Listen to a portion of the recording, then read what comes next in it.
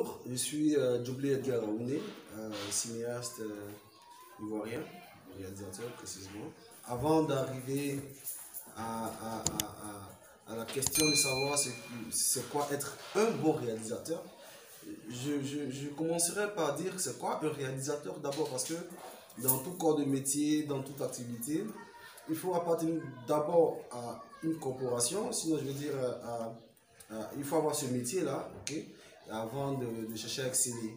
Donc avant d'en arriver au bon réalisateur, il faut chercher à savoir ce que c'est qu'un réalisateur déjà. Alors un réalisateur pour moi c'est celui-là qui donne vie hein, à une idée,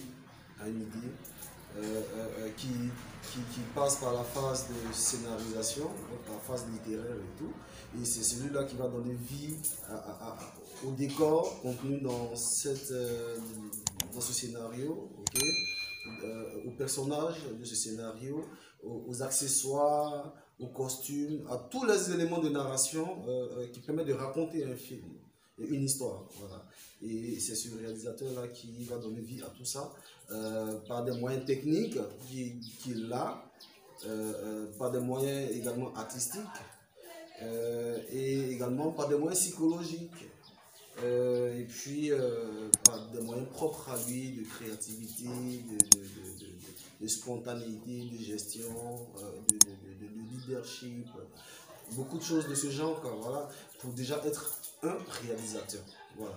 Donc c'est ça, un réalisateur, c'est celui-là qui nous permet d'avoir une œuvre filmique après avoir passé plusieurs étapes dont nous allons parler tout à l'heure. Donc c'est ça. Donc maintenant, être un bon réalisateur, c'est d'être excellent dans tout ce que je viens de citer. C'est-à-dire, c'est d'être formé, okay? C'est d'être observateur, d'être patient. Il y a des aptitudes qu'une personne qualifiée de bon réalisateur devrait avoir. Le bon réalisateur, ce n'est pas celui-là qui fait bien, forcément, mais c'est celui-là qui conduit mieux un projet. C'est celui-là qui fait passer le message. Pour moi, c'est ça. Celui-là qui arrive à non seulement donner vie à une idée, à donner vie à un scénario, okay, à tous les éléments de narration de ce scénario, mais qui fait que la coordination, okay, l'organisation qu'il met en place au niveau technique, artistique, à tous les niveaux, puisse permettre d'atteindre son objectif parce qu'il a une note d'intention qu'il défend. Donc la note d'intention nous permet de voir clairement c'est quoi son idée, pourquoi est-ce qu'il fait le film et pourquoi. Okay? Donc c'est que le public puisse être réceptif à son message, ça c'est d'abord le plus important. Celui qui réussit ça pour moi c'est un bon réalisateur. Le reste c'est esthétique, c'est subjectif. Donc d'aucuns diront que par exemple Abderrahmane Sissako est un bon réalisateur, d'autres diront que non, que c'est pas Abderrahmane Sissako qui est un bon réalisateur, mais c'est plutôt Gaston Kaboré qui est un bon réalisateur, ou Feu Idrissa, mon grand maître Idrissa Ouedraogo, qui est un bon réalisateur. Donc le reste, c'est subjectif. Mais pour moi, le bon réalisateur, c'est celui-là qui arrive à faire passer son message. Celui-là qui arrive à communiquer ce qu'il a envie de faire passer comme message avec son public. Ça, c'est le bon réalisateur.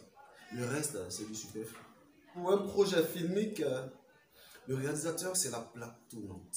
C'est la plaque tournante, c'est le maestro. C'est le maestro, c'est le maître d'œuvre. Okay? Il n'est pas chef parce qu'il est celui qui donne les décisions, qui fait appliquer les décisions, mais qui les prend. Mais il est chef parce qu'il est leader, parce qu'il coordonne, okay? Il organise, il prépare. Donc, avant le tournage, bien entendu, il va prendre connaissance du scénario, parce que c'est pas dans tous les cas qu'un réalisateur est le scénariste de l'œuvre filmique qu'il a à réaliser. Il peut arriver qu'il reçoive un scénario sur lequel il va travailler avec une équipe. Donc, il va prendre connaissance du scénario. Il va, en fonction de la vision de la production qu'il engage, ou bien même de son projet, okay, de sa note d'intention, arriver à s'approprier ce scénario, à le mettre à son goût, okay, ou bien au goût de la production, okay, et bien entendu ce scénario va lui permettre de comprendre comment est-ce qu'il va gérer les accessoires, et les costumes, et les décors. Ok, donc il pense déjà découpage technique, bien sûr, mais bien avant même d'entamer la production, c'est le tournage, il va falloir qu'ils aillent au dépouillement. Ok, on va faire un dépouillement général pour comprendre quels sont tous les aspects de son scénario. Et après, il va faire, c'est le travail du premier assistant d'ailleurs, hein. Donc il aura toute une équipe, puisque le réalisateur ne travaille pas seul. Donc il va s'atteler à se faire entourer d'une équipe, d'une bonne équipe. Okay. La bonne équipe, pour moi, c'est celle-là qui comprend et partage la vision du réalisateur. Ce n'est pas forcément des personnes compétentes. Parce que si vous avez des personnes compétentes, mais qui ne partagent pas votre vision, ils vont bâcler votre travail et ils seront plus des problèmes, des difficultés pour le projet que des atouts ou des avantages. Alors, il faut travailler avec des personnes qui partagent votre vision. Il faut travailler avec des personnes qui sont prêtes à se laisser conduire, à se fondre, okay, à travers l'équipe. Parce qu'une personne qui devient de l'huile sur l'eau, c'est pas la peine, parce qu'une des personnes est ennemie du cinéma. Parce que le cinéma ne se fait pas seul, le cinéma se fait en équipe. Alors, donc, il va se faire autour d'une bonne équipe, selon la définition que j'ai donnée de ce que c'est qu'une bonne équipe. Et puis, bien entendu, il va se mettre à fond avec cette équipe-là, à faire comprendre sa vision davantage. Et chacun à son niveau fait le travail qu'il faut. Certains, par exemple, le premier assistant, va procéder au dépouillement, au planning et tout. Okay. Donc chacun, selon son poste, va s'atteler à travailler pour l'œuvre, selon la vision du réalisateur. Okay. Donc chacun se va préparer, et toujours sous la supervision du réalisateur, bien sûr, hein, et en collaboration étroite avec la production, parce qu'il ne peut pas aussi prendre des décisions qui ne rentrent pas dans le budget de la production, puisque ce n'est pas lui qui a l'argent pour tourner. Donc ce n'est pas une guerre, c'est plutôt une collaboration, c'est comme ça que moi j'appelle. Et donc le premier assistant, dépouillement, planning et projet de truc, et tout ça, au niveau des cadres, ou même du cadrage de l'image, à partir du dépouillement ou du scénario, quel type de matériel utiliser, son pareil, lumière pareil, et ainsi de suite. Okay? Donc c'est mettre toutes ces idées ensemble pour travailler. Bien entendu, il va procéder à son casting, parce qu'un scénario ne se réalise pas seul, même si on a des techniciens. Le casting, je ne parlerai pas de recherche de financement parce que ce n'est pas son acabit, ce n'est pas son rôle, c'est le rôle de la production. Okay. Et quand il va faire le casting, il va avoir les personnes qu'il veut et qu'il sent, qui répondent à l'écho du projet, qui répondent au profil des personnages du scénario. Après, il va faire les répétitions, pourquoi pas. Et en collaboration avec son directeur d'acteur, ou bien si c'est lui qui fait la direction d'acteur, voilà. Et il va également se mettre à chercher les décors, voilà, avec le chef opérateur son, le chef opérateur image, okay, ou le DOP, okay, avec son premier assistant, okay, un certain nombre de techniciens pour s'assurer que les décors choisis correspondent réellement, non seulement, mais qu'il n'y a pas d'obstacle ou de difficulté au niveau sonore ou au niveau même de l'image pour permettre d'avoir une bonne œuvre. Donc c'est autant de tâches que le réalisateur pilote déjà même dans la phase de préparation qui est l'avant-tournage.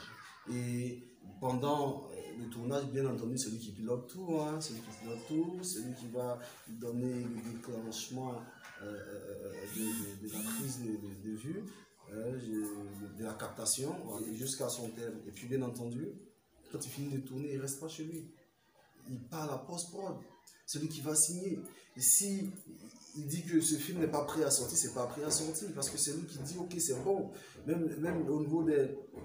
Même si les compositeurs de musique de film font leur travail, même si ceux qui sont au niveau du son, à la post-prod, au mixage, à l'étalonnage, c'est lui qui va valider.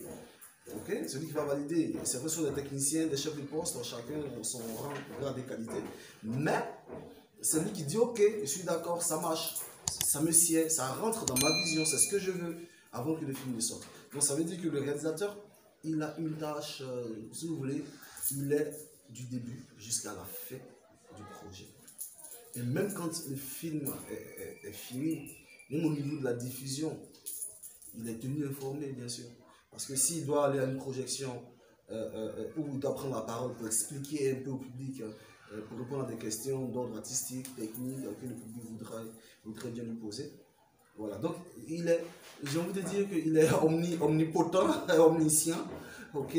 Il n'est pas Dieu, bien sûr, mais c'est quelqu'un qui a une tâche, je vais dire, pour être réalisateur, un bon réalisateur, est-il obligé d'aller dans une école de formation? Je vais revenir à la toute première question. Pour moi, d'abord, pour être un réalisateur, est-il obligé d'aller dans une école de formation? Pas forcément. Par contre, pour être un réalisateur, il faut être formé. Là où tu vas te former, ce n'est pas important. Mais est-ce que tu as reçu la formation ou pas? Aujourd'hui, le métier de réalisateur est un métier hautement prestigieux, hautement prisé, parce que c'est le réal. D'abord, quand on dit réal, ça sonne bien, c'est bien ça. Du coup, tout le monde veut être réalisateur. Parce que, excusez-moi, l'homme instinctivement a la mentalité de dominer, okay, de conduire les choses, okay, donc d'être chef. Ce qui fait que quand on voit le métier du réal, tout de suite on veut être, parce qu'on veut être chef, on se dit qu'on veut être respecté. Mais non, la réalisation pour moi c'est un sacerdoce. C'est un sacerdoce parce que sinon, comme dans tout corps de métier, ou bien dans tout sacrement, ou bien que dirais-je encore? Quand vous n'avez pas l'âme de réalisateur, c'est sûr que vous allez salir cette corporation. Et c'est ce à quoi malheureusement nous assistons sur nous aussi, pas forcément en Côte d'Ivoire, en Afrique également, même dans le monde entier. Après, ça nous rattrape, quoi. Vous comprenez? Donc, loin de moi la prétention d'être juge, mais pour moi, pour être d'abord un réalisateur, il faut être formé. Quitte à être formé dans une école, quitte à être formé dans une école, ok, spécialisée, ou à avoir un maître qui nous forme. Voilà. Mais la formation que moi je déplore, c'est ce que moi je n'appelle pas formation, c'est parce que j'ai été sur plusieurs plateaux de tournage, soit en tant que auditeur libre, et puis je dis, ah, ok, je dis demain que je suis réalisateur. Non, non, non, là je le dis humblement, non, c'est pas juste. Soit vous êtes formé dans une école spécialisée, soit vous avez un maître. Vous avez un maître. Vous apprenez. Ou vous vous auto-formez, parce qu'aujourd'hui nous avons la chance, pour notre époque, d'avoir la technologie qui s'est tellement bien développée et que pour être un bon réalisateur, bien entendu, il faut être bien formé. Il faut être bien formé pour être un bon réalisateur, parce qu'on peut être formé et puis ne pas être un bon réalisateur. Et le reste, je crois que c'est après que ça vient. Ça vient après par l'expérience qu'on acquiert sur le plateau, par notre conception de la réalisation, par notre objectif visé dans ce métier et par ceux dont on s'entoure, okay, dans ce domaine également. Donc, surtout par la motivation à devenir réalisateur. Alors, si on veut être réalisateur pour s'enrichir, c'est sûr qu'on ne sera pas un bon réalisateur. Oui, un bon réalisateur. On ne pourra pas être un bon réalisateur. Je ne dis pas qu'il ne faut pas être riche quand on est réalisateur. Ça enrichit. Mais si l'idée première c'est de s'enrichir, c'est sûr qu'on ne va pas y arriver. On ne va pas y arriver. Surtout pas encore avec le système, parce qu'on n'a pas encore d'industrie cinématographique en Côte d'Ivoire. Donc il ne faut pas se leurrer. On dit que non, je viens parce que je veux m'enrichir. Dans ce cas, on sera voleur, réalisateur. Mais je crois qu'il faut plutôt aimer, c'est la passion. Pour tous ceux qui voudraient, qui sont passionnés du métier de réalisation, de la réalisation, et qui voudrait être un réalisateur, je dirais, avant d'être un bon réalisateur, il faut se faire former, simplement. Il faut se faire former, il faut avoir la patience.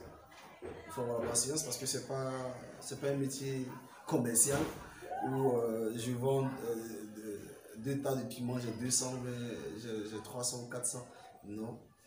Vous pouvez faire un film, 2 films, 3 films, 5 films, 10 films qui n'auront pas de succès. Mais pour moi, comme je le dis toujours, les films, des œuvres filmiques, c'est comme une maison qui ne pourrit jamais et qui forcément aura du succès. Qui forcément aura du succès, que ce soit de ton vivant ou après ta mort, mais qui forcément aura du succès. Parce qu'on parlera un jour de toi au moyen de ton film. Et ça, c'est le plus important. Et ça, c'est l'âme de l'artiste. C'est ce que je donne à tous ceux qui sont dans les métiers des arts. Surtout, même quand on est réalisateur, le réalisateur, c'est le serviteur du projet. Il est serviteur, il n'est pas maître, le réalisateur. Il est serviteur, parce qu'il est serviteur du projet. Il donne tout ce qu'il y a pour ce projet. Il donne tout ce qu'il y a pour son équipe. Parce que sans son équipe, sans ces personnes, jusqu'à celui qui soulève le câble ou qui range les câbles, ou même à celui qui fait le café au niveau de la régie, s'il n'est pas là, ton œuvre n'a pas de vie, ça ne fonctionne pas, tu n'as pas d'environnement pour réaliser. Donc pour moi, le réalisateur, c'est le serviteur de tous. De tous. C'est le plus petit de tous. Oui. Donc, ce qui sous-entend qu'un réalisateur, pour être un réalisateur et un bon et un meilleur, il faut être humble. Il faut être doté d'une humilité à tous égards. À tous égards. On n'est pas dictateur. La dictature du réalisateur, c'est dans le choix. Dans le choix au niveau artistique, dans ses choix au niveau technique, dans ses choix au niveau, des ressources humaines. C'est ça. Après, c'est l'humilité. Pour harmoniser, pour organiser, pour mettre tout le monde ensemble afin d'atteindre l'objectif que tu veux atteindre. Sinon, ça ne servira à rien. Donc, humilité. Gardez ça bien dans le cœur et non dans la tête. Humilité. Et ça fera de vous un meilleur réalisateur. Ce qui sous-entend que si vous faites une œuvre que c'est critiqué, vous n'êtes pas obligé de répondre. Parce que l'œuvre n'est pas faite pour vous. S'il y a des personnes malveillantes qui s'attaquent malheureusement à votre personnalité physique et intellectuelle, de par votre œuvre, laissez tomber. Un jour viendra où ces mêmes personnes ils diront ce qu'ils n'ont jamais dit de vous. Remettez-vous toujours en cause, même quand vous faites un bon film. Quand vous êtes publicité, vous êtes félicité. Remettez-vous en cause à chaque fois. Videz-vous. Parce qu'un verre qui est plein ne peut plus rien recevoir. Videz-vous à chaque fois après un projet. Même si ça a eu du succès. Videz-vous. Et là, vous serez réalisateur, bon réalisateur surtout, longtemps. Sinon, après, vous serez orgueilleux. Et l'orgueil tue l'art. L'orgueil tue l'art. Et c'est sur ça que je voudrais finir avec le conseil que je peux donner à mes jeunes frères, aux amis, ou aux aînés même, voilà, qui aspirent à cette passion de faire. Je crois en un cinéma universel. Certes, mais je crois surtout en un cinéma africain. J'espère que vous avez aimé la vidéo. Alors abonnez-vous et activez la cloche de notification pour recevoir encore plein de vidéos. Merci.